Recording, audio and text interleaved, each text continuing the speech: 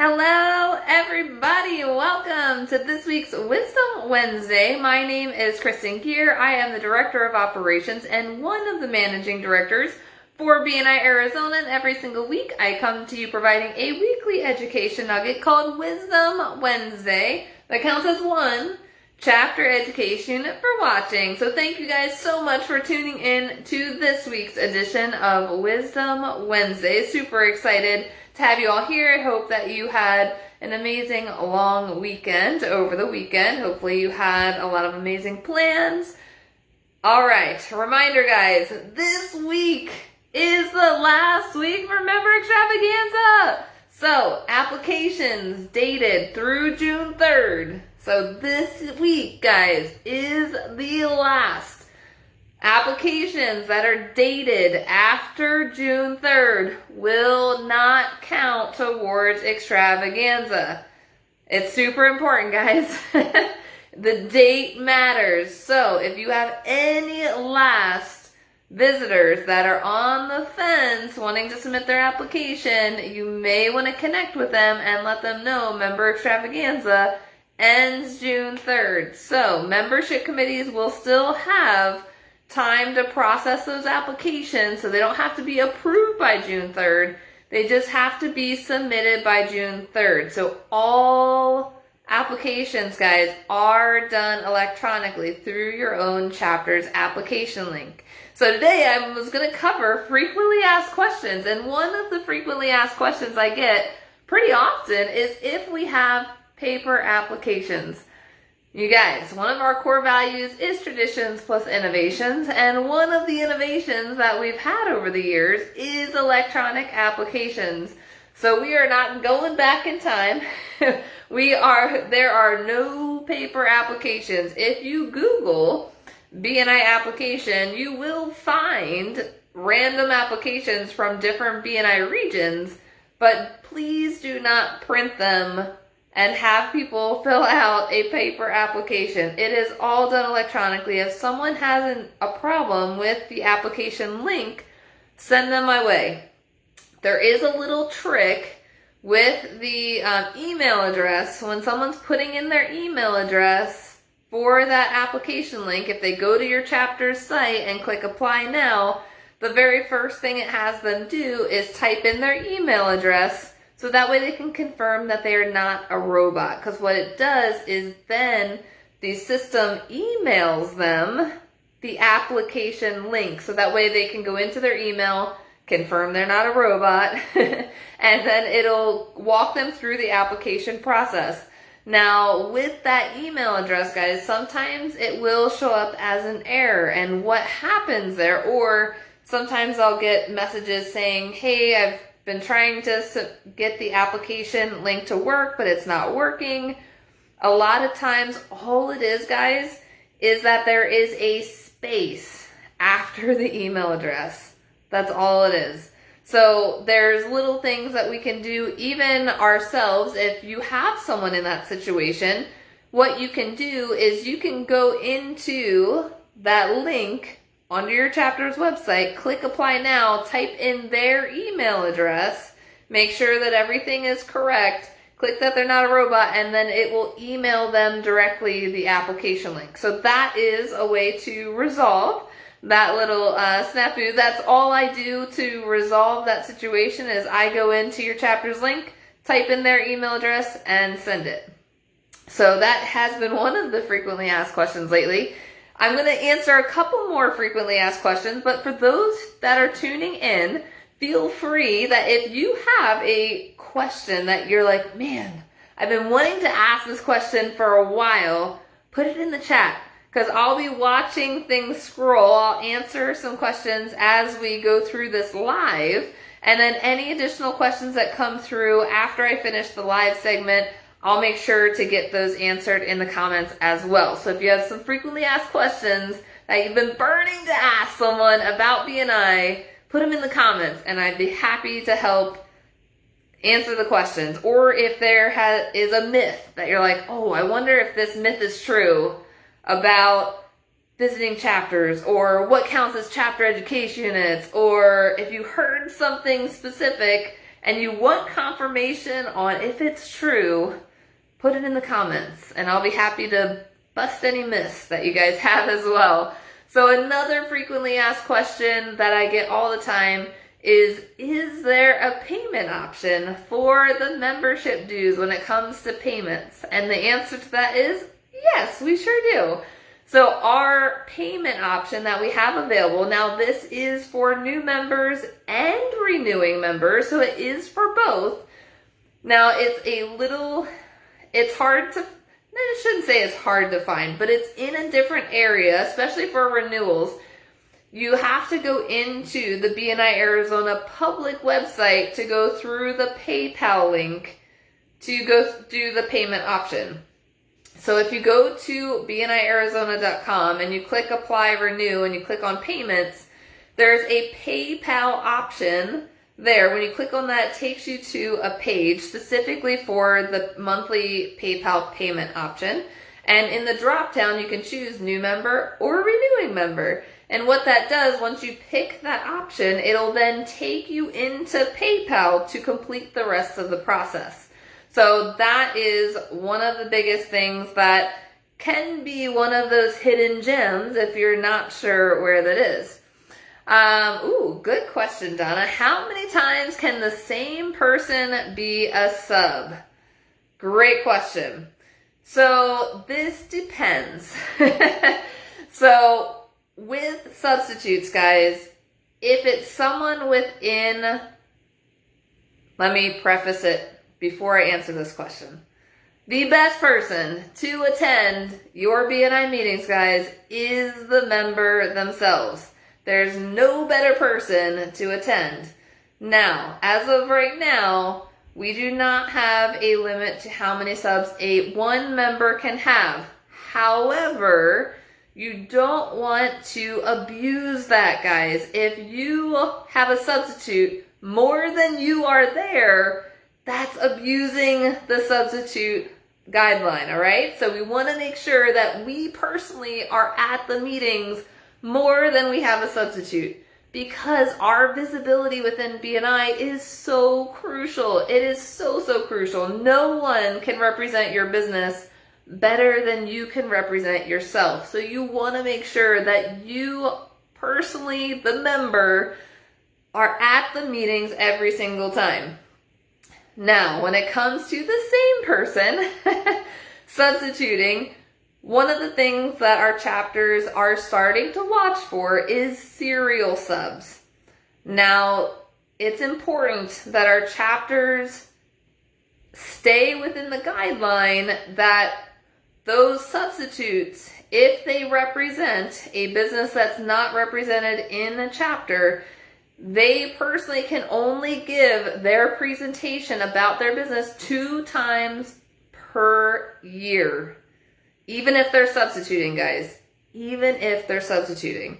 Now, if that same person is coming back again and again and again, and they're just being a serial substitute to build visibility, we have had chapters that have connected with those particular people and asked them to say no to being a sub again because it was every single week that they were coming back. We totally appreciate these amazing people that are willing to come in and substitute, but we also don't want to take advantage of them either, guys. So we want to make sure that we're also creating different people to be substitutes, because it will create better visibility for the chapter when we do that as well. Because if we have the same person coming and subbing every single week, and they represent a business that is in an open category, even if they are only sticking to the 2 times to give their weekly presentation, the likelihood of the chapter actually inviting someone in that profession to fill the seat is very low. So it actually stunts chapters' growth with having that same person subbing all the time. I know that membership committees are starting to have conversations with members about abusing that substitute part. So we want to make sure, again, guys, when you're the member, you are the best person that's going to represent your business. We understand vacations come up, things come up. That's why we have substitutes available. That's why we have absences available, right? But you want to make sure that in order to grow your business successfully in BNI, you have to be the one building your business in BNI. The member on the roster should be the one there 90% of the time, because you're the one that's going to be building the relationships with the members of your chapter. If you're not there to build the relationships, that's going to be lost business. Because I constantly hear of different members that if a member had a substitute and a member's like, oh, I wanted to talk to so-and-so about a referral, I was really hoping to see them this morning, that could potentially be a loss. Yes, they can connect with them afterwards, but if they're there, that's that instant visibility for you and your business. So you want to make sure that your attendance is top priority. That is definitely key. But the rule for talking about someone's business, if they're not a member of the chapter, it's 2 times per year, guy. 2 times per year, per chapter. So we have over 80 chapters in the Valley. That would take you a long time to do that many presentations in all of the different chapters. So build visibility in all different chapters. You don't have to go to the same chapter all the time. So make sure that we're not abusing the substitute. And when we have different people substituting, so if it's someone that's not part of our business, so if I had a substitute and they were part of my business, that's different. Because they're a guest, they would not be considered, they wouldn't be holding or representing a spot that isn't already full in the chapter. So that's a little bit different. We still want the member that's on the roster there, like I said, 90% or better at the meetings. But when you have different visitors, like utilize different people for substitutes. Call different visitors. Have that different visibility coming in, because when you have different people coming in and substituting for you, as long as they're quality people, because if you have someone that's not quality and subs for you, that hurts your visibility, which is why it's even more important to be there yourselves, guys. So make sure the best types of substitutes are either people from your business or visitors. Visitors are so key because that gives them another introduction back to the chapter. I covered it in a previous Wisdom Wednesday that there is a chapter visitor report in BNI Connect. Everyone has access to it for your chapter. So that way you can go back and look at past visitors and get their contact information to be able to connect with them. Especially with vacations coming up, guys. If you know you are going on vacation, plan your substitute. There's no reason someone should be absent during a vacation week, because you know that week was scheduled. We know emergencies pop up to where maybe last minute you're sick, that's why we have absences, or something comes up, that's why we have absences. But if it's pre-planned, get a substitute. So that way it also helps with the energy in the meeting. If you don't have a substitute, that's less energy. You may think that the chapter doesn't care, but with you not there, people do care. People really do care. So make sure to have those substitutes. All right. So another frequently asked question, and actually one of the ones that I was going to answer, was how many times you can visit. So I kind of lumped all that into one. One of the other myths that I've been hearing around town, guys, that is not true. I've been asked if visiting other chapters as a BNI member counts as a chapter education unit or a one-to-one.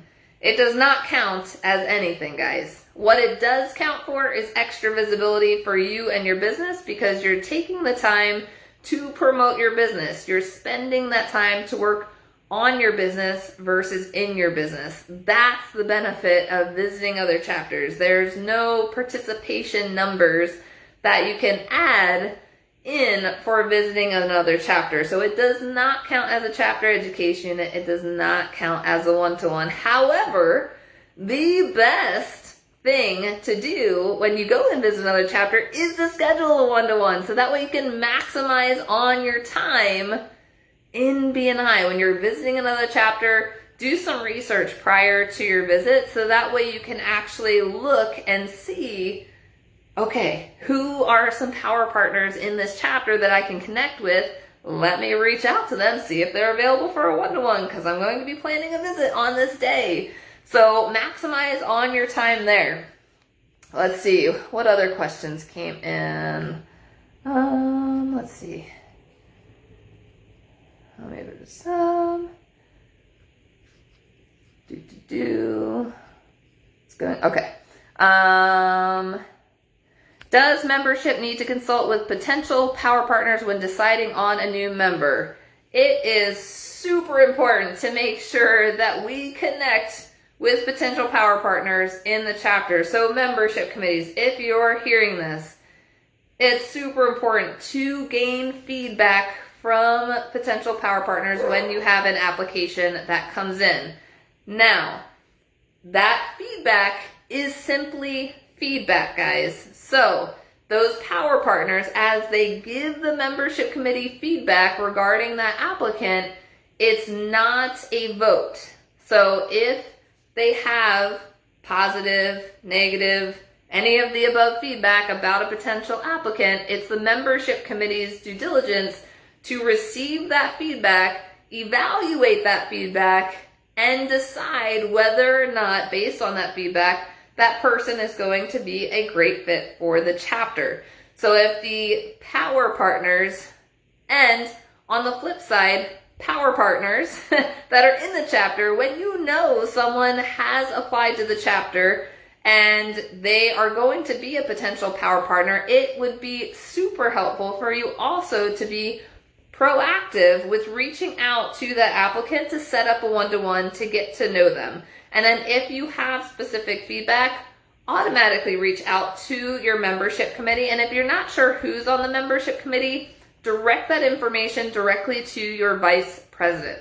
Because the vice president and the membership committee are all of the people that have voting power.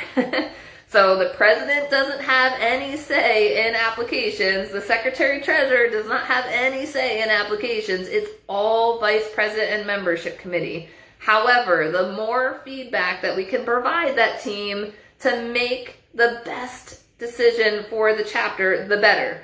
So if anyone, even people that are outside of the power team members, if you know someone has submitted an application to the chapter and you have any feedback regarding that particular person or their business, good, bad, or other, make sure to communicate that with your vice president, because if the membership committee does their due diligence and they don't receive any feedback regarding that applicant and they assume everything is good, and they're like, awesome, we checked their references, everything's great, the interviews were amazing, they approve their application, we induct them in the meeting, and then members are like, oh, but I had feedback.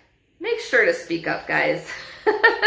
What happens in membership committee stays in membership committee. So please make sure to communicate with your membership committees and or vice president any feedback regarding applicants, because that feedback will be kept confidential within that committee. So you don't have to worry about that feedback being spread out to other people, because it's the membership committee and vice president's kind of like Vegas. What happens in that committee stays in that committee. So make sure to provide any and all feedback that you can regarding applications. Let's see. Dave said if a member has been approved at all levels and is not available to be inducted, can they have a sub until they are physically available to be inducted?